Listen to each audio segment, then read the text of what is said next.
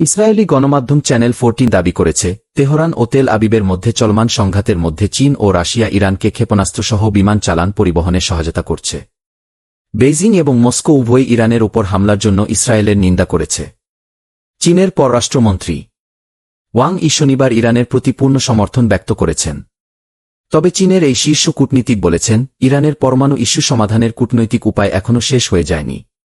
Israeli মিডিয়ার প্রতিবেদন অনুসারে গত জুন 6 যুক্তরাষ্ট্র 10 জন ব্যক্তি এবং 7 জন প্রতিষ্ঠানের উপর আর্থিক নিষেধাজ্ঞা আরোপ করেছে। ওয়াশিংটন বলেছে, এসব ব্যক্তি প্রতিষ্ঠান ইরানের সঙ্গে ব্যবসায় যুক্ত।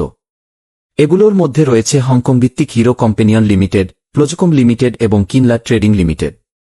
ওয়াল স্ট্রিট জার্নালের খবর অনুযায়ী ইরান চীন থেকে হাজার হাজার টন ব্যালিস্টিক মিসাইলের উপাদান অর্ডার করেছে।